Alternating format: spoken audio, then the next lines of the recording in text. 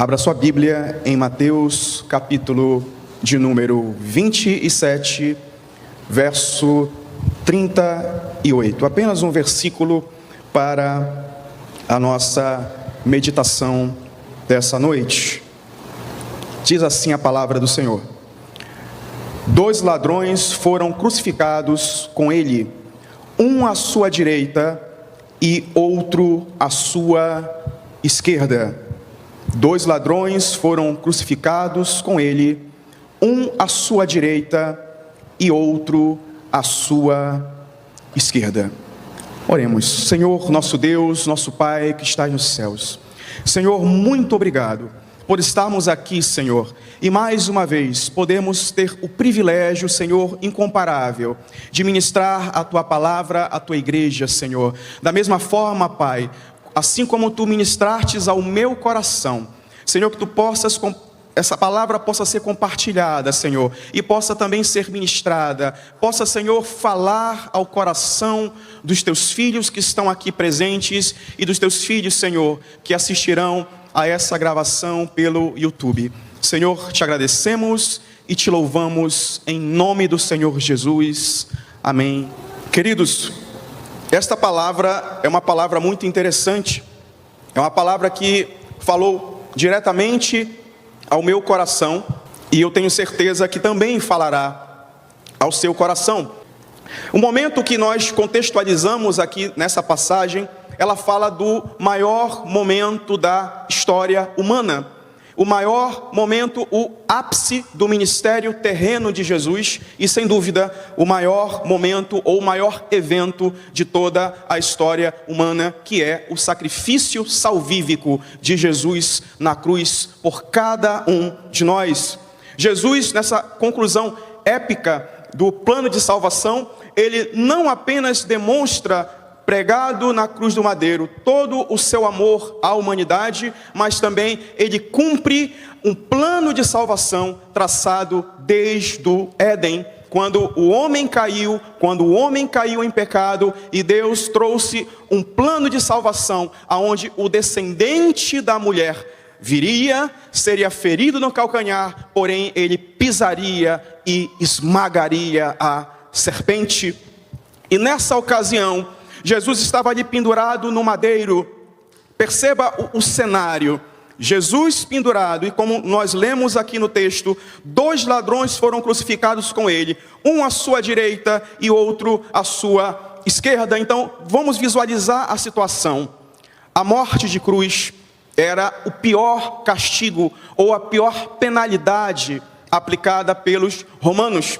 Veja que os romanos, eles eram especialistas em tortura. Os romanos eram especialistas em aplicar penas condenatórias e penas de morte. E a cruz, ela era especialmente a pior de todas, porque além da questão da dor que era infligida, e era uma dor quase que sobre-humana, que poucos homens poderiam suportar, e além de tudo isso, era uma dor que era prolongada. Enquanto que a forca, enquanto que o extirpamento, enquanto que o empalamento, que eram outras formas de penalidades de morte aplicada pelos romanos, elas eram praticamente instantâneas. A pessoa morria em questão de segundos.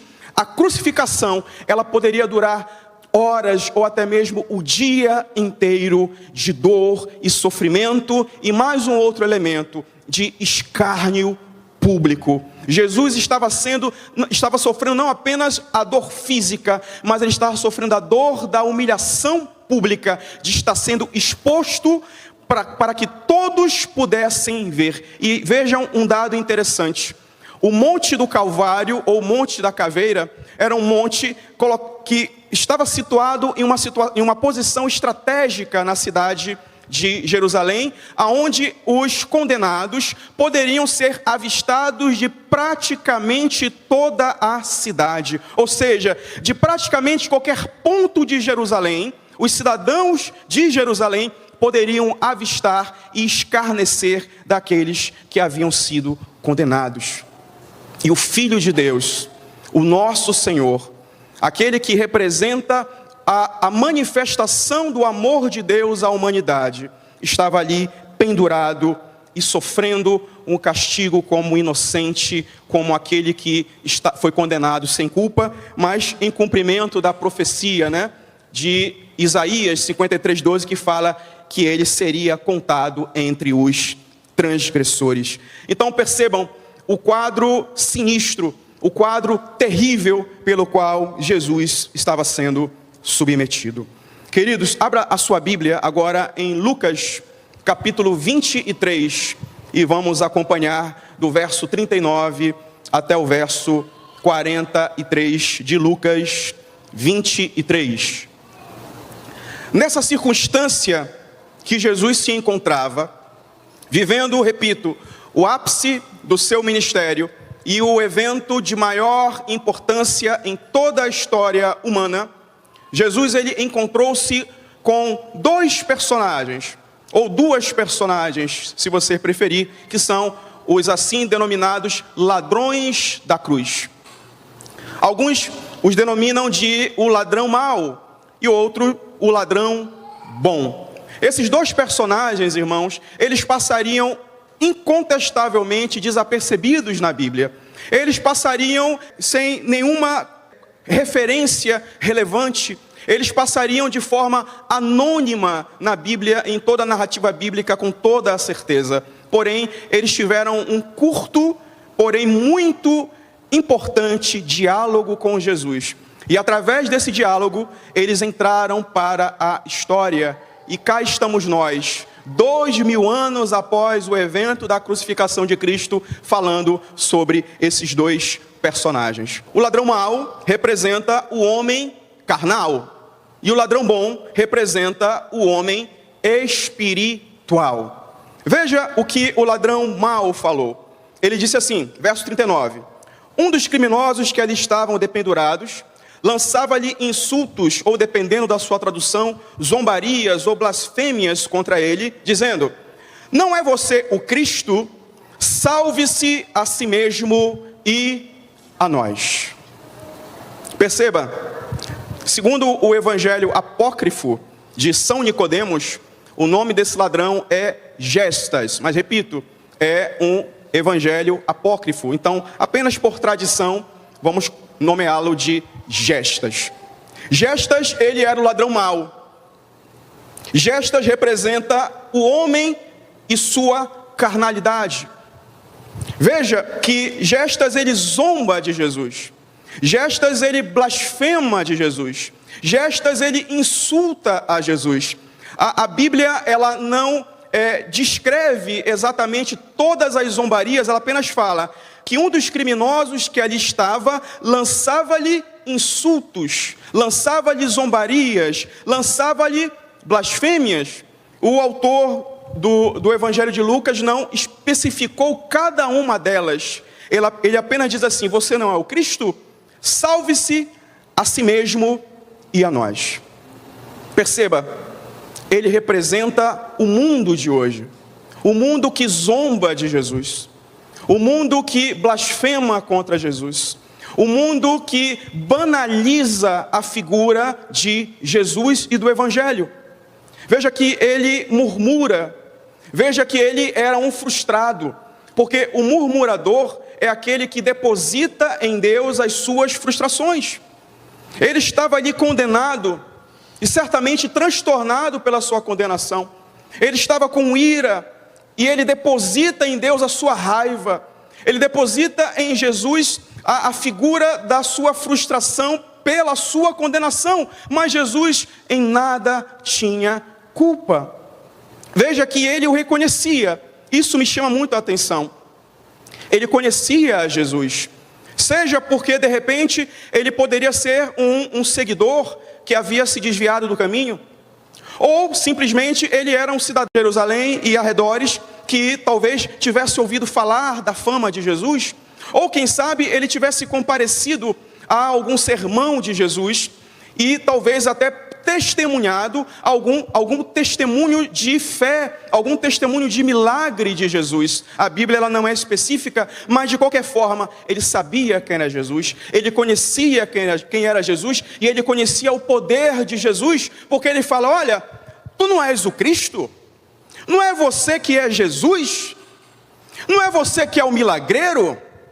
Não é você que dizem por aí que é o Filho de Deus? Não és tu? Então, se é você mesmo, se você tem todo esse poder, se você tem toda essa autoridade que você diz que tem, ou que eu ouvi dizer que você tem, então faz um milagre, desce daí e salva a ti mesmo e salva a nós. Queridos, quantos no mundo são assim? Só procuram Jesus na hora do aperto, só procuram Jesus quando precisam de alguma coisa.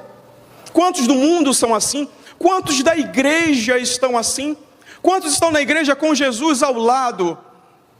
De repente, nós temos um ladrão da cruz em nosso meio, está com Jesus ao seu lado, conhece a Jesus, já testemunhou o milagre de Jesus, já ouviu a palavra de Jesus, mas está com seu coração cheio de ira, está com seu coração cheio de ódio, está com seu coração cheio de murmuração, e deposita em Jesus o resultado de todas as suas frustrações. Quantos na igreja estão assim, meus irmãos? Quantos no mundo estão assim? São o que nós chamamos de cristãos rotulares, que se dizem cristãos, que usam o rótulo de cristãos, né? Nós vivemos hoje uma geração de cristianismo cultural. O que é o cristianismo cultural, irmão? O cristianismo cultural é a moda de ser cristão. Hoje em dia é bacana ser cristão, é legal se dizer cristão, e muitas pessoas se rotulam cristão para justificar os seus erros, para justificar as suas frustrações, para justificar aquilo que fazem de errado. Eu estou fazendo isso, eu estou fazendo aquilo, mas eu sou cristão. É como se no momento em que ele se rotulasse como cristão, toda a sua maldade, todo o seu pecado, tudo aquilo que ele pratica de errado fosse justificado. Vivemos o cristianismo cultural, vivemos o cristianismo de consumidores. Quem é o cristão consumidor, meu irmão? O cristão consumidor é aquele que vem para a igreja e só quer saborear, e só quer receber os benefícios do culto. Aí ele vem, ele louva, ele recebe a palavra, ele se alimenta espiritualmente, mas ele não está disposto a oferecer nada. É um consumidor, é aquele que vem, se a palavra é boa, ele glorifica a Deus, porque ele sai satisfeito e alimentado. Se a palavra não é boa, segundo a concepção dele, ele não considera uma palavra agradável, ele sai murmurando, ele sai falando mal do pastor, ele sai falando mal do pregador, ele sai murmurando da igreja, e não demora muito, ele muda de igreja para procurar uma igreja que satisfaça o seu ego e satisfaça a sua necessidade de se alimentar das coisas e dos benefícios da igreja, sem ter nada a oferecer, porque ele não é servo, ele não é discípulo, ele não é seguidor, ele é meramente um consumidor daquilo que a igreja e que Deus tem a oferecer para ele, e ponto. É o cristianismo de consumidores, só procura Deus no momento do aperto. Quantos na igreja estão assim, meus irmãos? E quantos aí no mundo também são assim? Não são crentes, não querem compromisso com Deus, não querem compromisso com a igreja, mas vão porque é legal, porque é bacana, porque tem um amigo cristão, mas ele não quer saber de Deus, e Deus às vezes está ao lado dele, e ele está zombando, ele está murmurando, ele está blasfemando, porque ele é um homem carnal.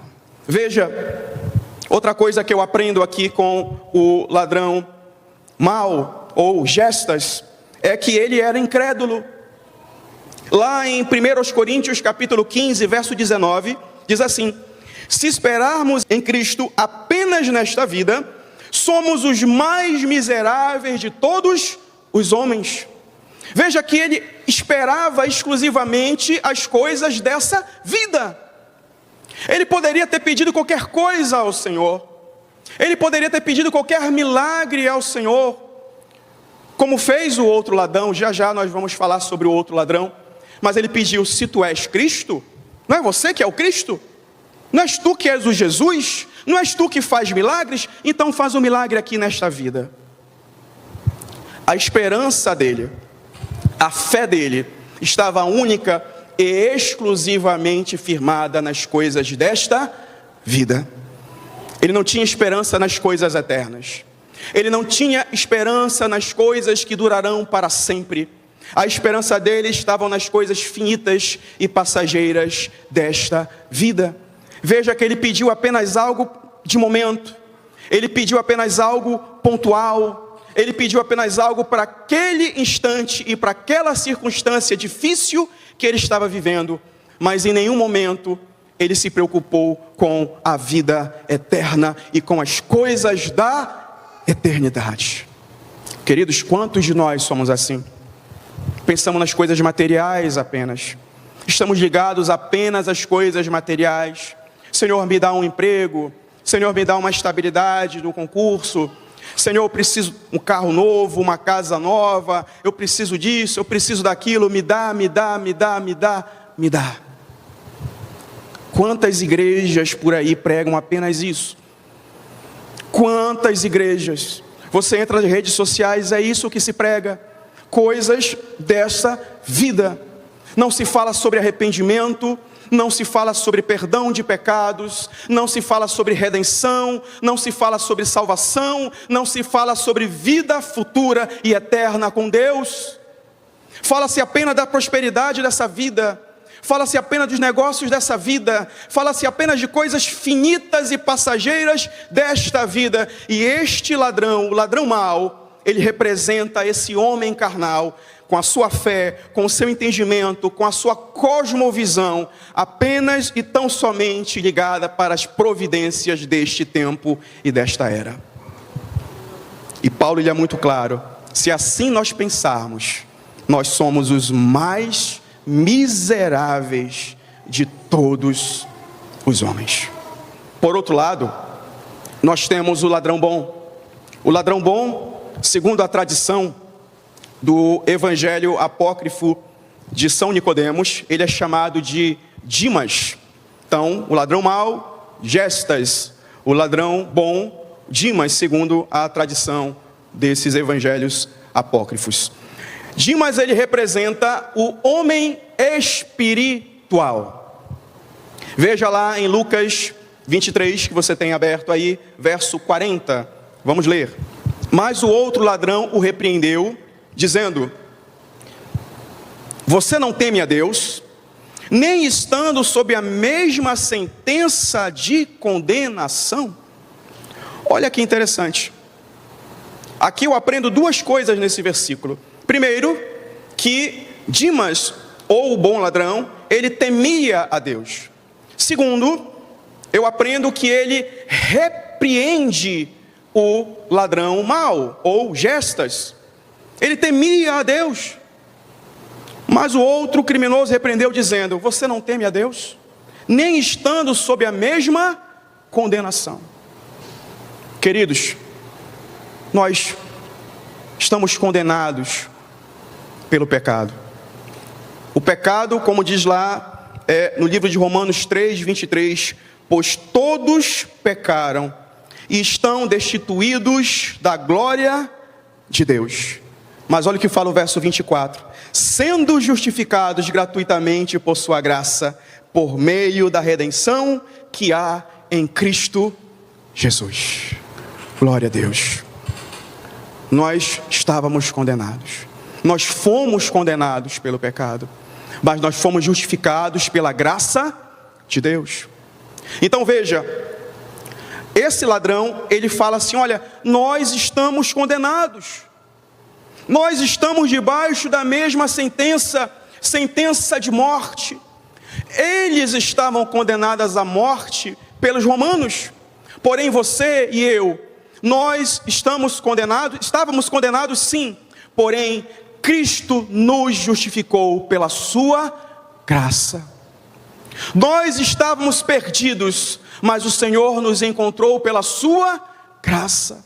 Nós tínhamos uma sentença de condenação à morte e morte eterna. Mas como diz lá em Colossenses no capítulo 2, verso 13 e 14, Ele nos perdoou em todas as transgressões e cancelou a dívida que era contra nós e consistia de ordenanças que nos era contrária. Ele a removeu, pregando-a na cruz. Glória a Deus.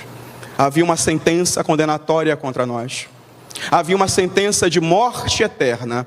Mas Cristo, por sua graça, Ele pegou a sentença que era contra nós e Ele cravou-a na cruz do Calvário. E hoje nós somos justificados pela graça de Deus. E veja que esse ladrão, ele temia a Deus. Mas por que ele temia a Deus? Porque ele era um homem espiritual. Ele entendia que o sofrimento que ele estava passando, a angústia pela qual ele estava sendo submetido naquele momento, não se compara com o sofrimento eterno que ele sofreria na morte eterna. Então ele temia isso. Ele temia, como diz lá em Mateus 10, 28, não temais aqueles que matam o corpo e não podem matar a alma, mas temeis antes aquele que pode fazer perecer no inferno tanto a alma quanto o corpo. Então aquele ladrão, ele tinha temor a Deus. O ladrão bom, ele tinha temor a Deus, porque ele tinha entendimento que a pior morte, que a pior condenação que ele poderia ter, seria a morte e a condenação eterna, que não se comparava com aquele sofrimento na cruz. E ele temeu, e ele repreendeu ao outro ladrão, porque ele sabia que o escárnio, ele sabia que a zombaria era injusta. Ele falou: olha, nós estamos condenados pela lei romana, e você vê no verso 41, nós estamos sendo punidos com justiça, porque estamos recebendo o que os nossos atos merecem, mas este homem nem um mal cometeu. Veja a percepção dele. Primeiro, ele reconhece e confessa o seu pecado. Olha, nós estamos errados. Nós somos criminosos, nós praticamos o mal, nós estamos justamente condenados pelo mal que praticamos. Nós vemos até aqui a lei da semeadura: quem planta, colhe. Então eles plantaram o mal, plantaram o crime e estavam sendo condenados pelo crime que praticaram. Perceba, a cruz, ela era destinada aos piores malfeitores. A cruz, ela era destinada aos mais execráveis criminosos. A cruz era destinada àqueles que praticavam os piores crimes, e eles estavam muito conscientes, ele estava muito consciente daquilo que ele tinha praticado. Porém ele disse: agora este homem, mal nenhum praticou.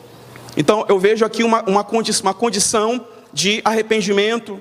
Eu vejo aqui uma condição de confissão de pecado. Glória a Deus. Lá em Provérbios 28, 13 diz assim: quem esconde os seus pecados não prospera. Quem esconde os seus pecados não prospera. Mas quem confessa e os abandona encontrará misericórdia. Lá em Provérbios também 17, 15 diz assim: há duas injustiças que o Senhor abomina. Uma, que o inocente seja condenado, e a segunda, que o culpado seja colocado em plena liberdade, como se fosse justo. Veja, a consciência, ele confessou o seu pecado, ele confessou o seu crime perante Jesus e perante aquela multidão que ali estava. Queridos, hoje nós vivemos uma geração que tem dificuldade em confessar pecados. Nós vivemos uma geração que são verdadeiros artistas, que são verdadeiros especialistas em fugir da responsabilidade por suas culpas.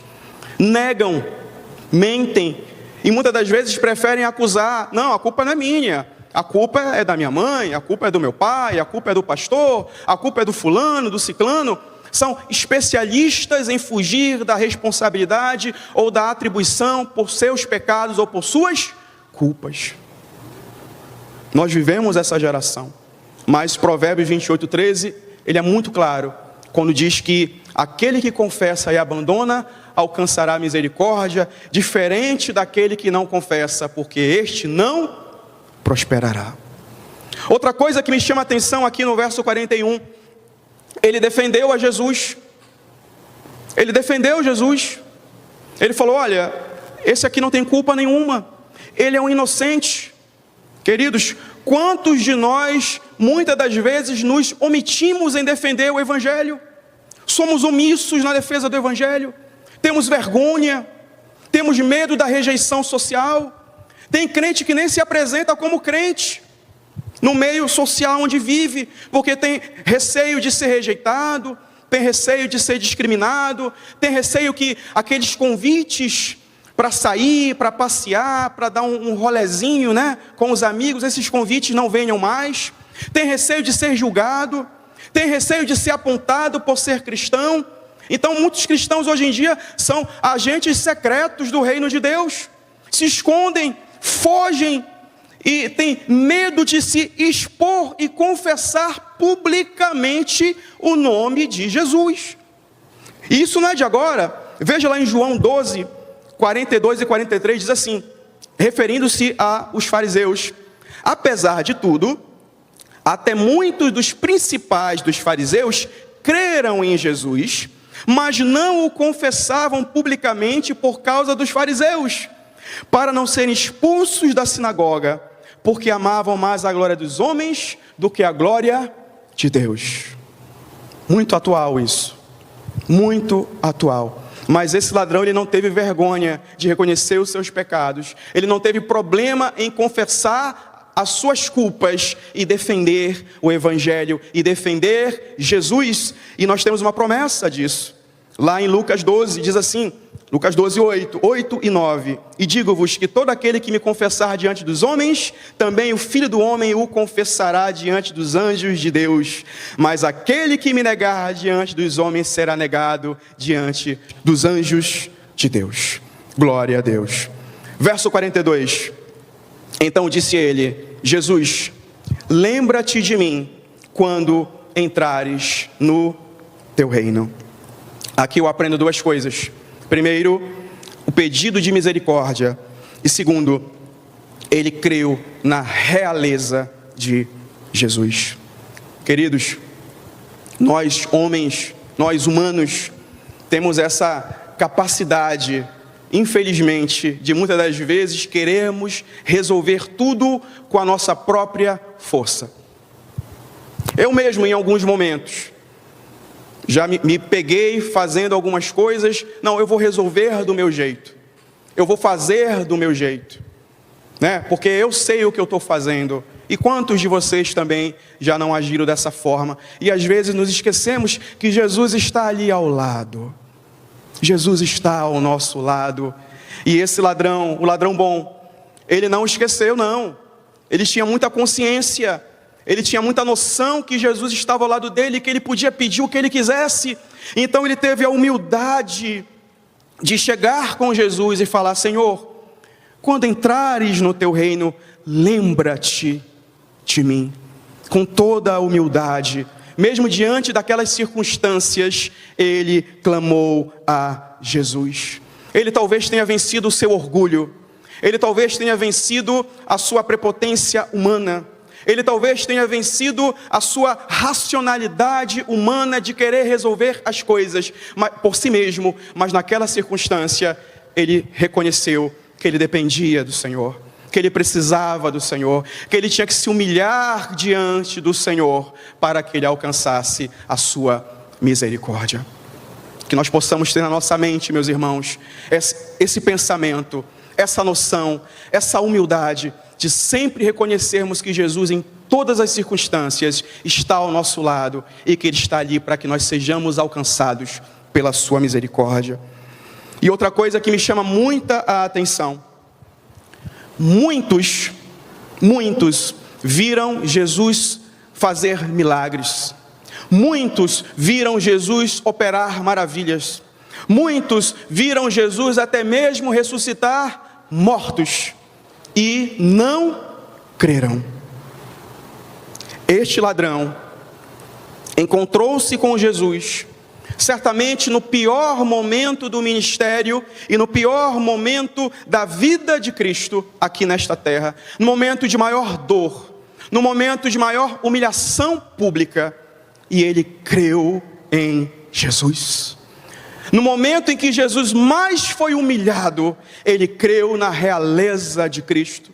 No momento em que Jesus foi terrivelmente aviltado, terrivelmente insultado, terrivelmente destruído em sua carne, ele creu que ele era rei, e ele era rei de um reino eterno, e ele era rei de um reino que para sempre triunfará. Aleluia. E nós, irmãos, muitas das vezes nós estamos tão bem, muitas das vezes nós estamos tão prósperos, muitas das vezes está dando tudo certo na nossa vida, nós estamos navegando em céu de brigadeiro, o mar está calmo, né? Está tudo tranquilo, e nós nos esquecemos de Jesus. Relaxamos, passamos a orar menos, passamos a buscar menos, passamos a buscar menos, menos intimidade com Ele, nos afastamos da intimidade com Ele. Mas Jesus nessa noite Ele te convida, meu irmão, não espera chegar numa situação como essa, não espere chegar num aperto, não espere chegar no momento de tribulação, no momento de tempestade aí nesse mar da sua vida, não. Permaneça íntimo do Senhor, permaneça próximo do Senhor, permaneça clamando ao Senhor, permaneça com o Senhor em toda e em qualquer circunstância. E ele reconheceu a realeza de Cristo e do reino eterno de Cristo. Lá em Apocalipse 5,13 diz assim: e eu vi a toda criatura que está nos céus e na terra e debaixo da terra, e os que estão no mar, e a todas as coisas que nele há, dizer: ao que está sentado no trono e ao Cordeiro sejam dadas a ele ações de graças e honra e glória e poder para todo o sempre. Essa é a realeza, essa é a realeza. Ele não viu, ele creu nessa promessa. E no verso 43 e último, Jesus respondeu a ele dizendo: eu garanto, hoje você estará comigo no paraíso. Jesus lhe deu uma resposta simples, curta e direta. Hoje, eu garanto, você estará comigo no paraíso. Jesus lhe deu certeza de vida eterna. E Jesus lhe deu certeza de que ele poderia crer e ter esperança de que ele foi preparar um lugar. Que nós possamos ter essa esperança, meus irmãos, no nosso coração. Que nós possamos ter esta maturidade espiritual deste homem. E é interessante como o bom exemplo deste ladrão, do bom ladrão, ele nos confronta. Ele nos expõe até mesmo a alguns fracassos da nossa vida espiritual. Se você estiver atento àquilo que foi ministrado hoje, certamente o Espírito Santo ele está reverberando aí na tua mente, em alguns momentos de fracassos. Assim como reverberou na minha vida, eu tenho certeza que algumas situações, o Senhor, através do Espírito Santo, Ele está confrontando no teu coração. Aí a pergunta é para você refletir: será que nós somos tão bons quanto a este ladrão? Ou será que nós somos inferiores a ele? Será que nós nos arrependemos o suficiente? Será que nós temos a humildade suficiente para confessar nossos pecados diante do Senhor? Será que nós temos a humildade suficiente para reconhecermos a nossa dependência do Senhor? Será que nós temos a maturidade espiritual suficiente para, ao invés de crermos e determinarmos as nossas experiências com Deus apenas e tão somente nas coisas dessa vida, ou a nossa mente ela está ligada nas coisas do alto, que são coisas eternas e coisas infinitas e para todo o sempre? Como está a nossa relação? Nós temos murmurado? Ou nós temos bendizido ao nome do Senhor? Para nós encerrarmos, meu irmão, 4 aplicações pessoais muito rapidamente para os nossos corações. Primeira, que não esqueçamos que somos miseráveis pecadores estando sempre na dependência da soberana vontade de Deus. Querido, nós só estamos aqui porque Deus nos permite estar aqui. Se hoje nós somos salvos, é porque Deus nos permite sermos salvos. Se hoje nós temos um direito e herança ao reino eterno com Ele, é porque Ele nos permite. Se hoje você e eu podemos ser chamados de filhos de Deus, é porque Ele nos permite, porque nós éramos pecadores, miseráveis, perdidos, desgraçados, mas a graça de Deus nos alcançou. É pela vontade dEle, que é boa e é perfeita e é agradável em todos os seus desígnios. Segunda reflexão ou aplicação pessoal: a salvação não vem por obras. Irmãos, o que foi que esse ladrão fez? A Bíblia não especifica nada. O que foi que ele fez para merecer a salvação? Nada. O que eu entendo do contexto é que ele conhecia Jesus de alguma forma. Talvez, assim como o outro ladrão, o ladrão mau, tenha presenciado algum milagre de Jesus, tenha participado de alguma reunião com Jesus, de algum sermão pessoalmente, ou tenha ouvido falar da fama de Jesus que se estendia por toda a Jerusalém e Judéia e Samaria e toda aquela região. Mas de fato, o que foi que ele fez? Nada. É a graça, meus irmãos. O que nós aprendemos aqui, que não há nada que você possa fazer, que eu possa fazer, que nos acrescente uma única grama à nossa salvação ou à vida eterna. Por melhor que você seja, por mais caridoso que você seja, por melhor filho, ou melhor marido, ou melhor filho, ou esposo, avó, melhor empregado ou empregador, por melhor que você seja, por mais solícito em relação à necessidade do próximo que você seja, nada você pode fazer que acrescente a sua salvação, que não seja pela graça de Deus, que é o favor que você não merece, que é o favor que Deus dá, porque Ele quer dar, porque Ele é soberano e porque Ele ama a você. Glória a Deus. E a maior manifestação de amor de Deus foi revelada na cruz. Terceira aplicação pessoal: nós, como cristãos, temos o dever e a responsabilidade de pregarmos as boas novas do Evangelho. Queridos, o ladrão mau, ele se perdeu porque ele não recebeu as boas novas. E se recebeu de forma incompleta. E se recebeu de forma completa ou incompleta, ele não creu.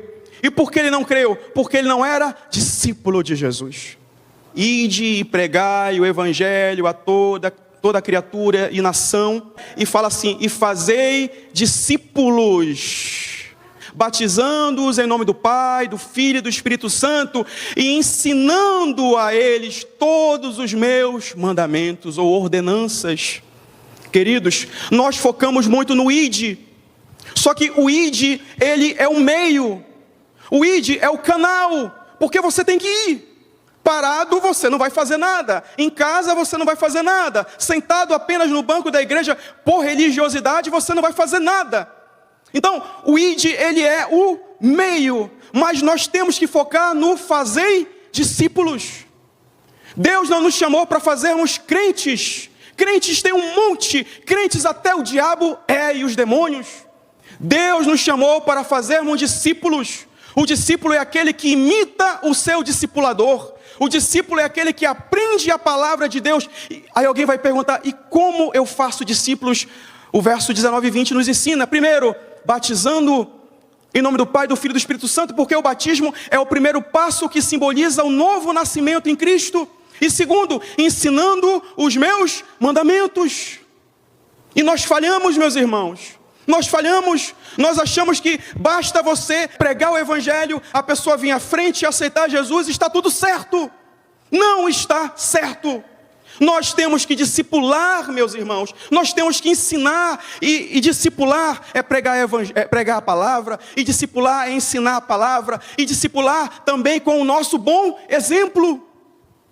Bom, você discipula através da escola bíblica dominical, Você discipula através das células, pequenos grupos, núcleos familiares, e você discipula também como seu exemplo cristão. E muitas das vezes nós falhamos, eu falho, cada um de nós falhamos. Cristo nos chamou para pregarmos as boas novas do Evangelho, fazendo discípulos. Por isso que o ladrão se perdeu, porque ele não foi discipulado. Ele é uma pessoa que não aceitou a Jesus, não creu em Jesus, zombou de Jesus, banalizou Jesus e o Evangelho. E assim o mundo está se perdendo. E nós estamos omissos, muitas das vezes, em relação a isso. Quarta e última reflexão ou aplicação pessoal. Devemos manter a nossa mente nas coisas eternas. Veja que o mau ladrão, ele tinha a mente dele ligada nas coisas dessa vida. Mas o bom ladrão, a mente dele estava ligada no céu, ligada nas coisas eternas.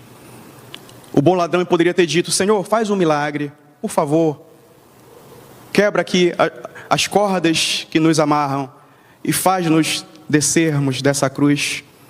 Nos dá uma boa família, nos dá um bom emprego, nos dá um bom automóvel. Naquela época é um bom jumento, né? Meio de transporte, né? Senhor, nos dá um bom emprego, nos apresenta aí uma boa hebreia para nós casarmos. Mas ele não pediu nada disso. Ele falou: Senhor, eu quero estar contigo para sempre. Ter na nossa mente esse alvo. Não estou dizendo que é errado você querer o melhor para você e para sua família. Não, muito pelo contrário. Trabalhe, estude, prospere, que o Senhor te abençoe. Mas não é só isso. O principal é pensar nas coisas do alto, porque tudo isso acaba, tudo isso perece. Nós precisamos pensar nas coisas do alto. Amém? Quero orar por você nessa noite. Senhor, que essa palavra fique nos nossos corações. Que essa palavra, Senhor, seja semeada, meu Deus, em cada um de nós. Que essa palavra, Senhor, nos confronte. Que essa palavra exponha, Senhor, os nossos fracassos como cristãos, para que nós possamos mudar, para que nós possamos ter uma nova rota de edificação e de crescimento. Senhor, que nessa noite nós possamos nos arrepender. Que nessa noite, Senhor, nós possamos confessar. Aleluia. Que nessa noite, Senhor, nós possamos nos encontrar de novo contigo. Se há alguém aqui que tenha perdido o caminho, de repente, Senhor, alguém aqui tenha esfriado por conta da pandemia, ou mesmo você que está em casa assistindo a gravação desse vídeo, de repente você está aí e não quer mais voltar para a igreja, você está frio, você se acomodou, você não tem mais forças para vir. Nessa noite eu conclamo a você a fazer como bom ladrão, a ser confrontado por esta palavra, a confessar os seus pecados, a confessar as suas falhas, a reconhecer humildemente que você precisa de Deus e que Ele é um rei não deste reino que perece, deste reino que se acaba, que se consome, mas Ele é rei de um rei eterno e que triunfará para sempre. Senhor, que nós possamos estar com os nossos pensamentos, cada um de nós, começando por mim, com os nossos pensamentos ligados nas coisas do alto e nas coisas eternas, Pai. Você que está aqui, meu irmão, você que está aí na sua casa, receba o abraço do Senhor, receba o abraço do Espírito Santo de Deus, que é poder de Deus para a salvação de todo aquele que crer. Deus, e que você possa sair daqui renovado, e que você aí na sua casa, você mesmo, que não quer mais voltar para a igreja, que essa palavra alcance o seu coração aí, porque Deus é Deus de perto, mas também é Deus de longe, como diz lá em Jeremias 23, e que você possa ser alcançado e renovado, e que o seu ânimo, a sua força possa ser restituída, e que você possa voltar, porque o Pai está aqui, assim como Jesus estava ali na cruz com os braços abertos. O Pai está aqui, mas não com os braços abertos pendurados de cruz. Ele está com os braços abertos em pé, no seu trono de glória, o trono do Cordeiro, ao que está sentado sobre o trono, e ao Cordeiro seja ele a honra, a glória, o poder, o domínio pelos séculos dos séculos. Amém.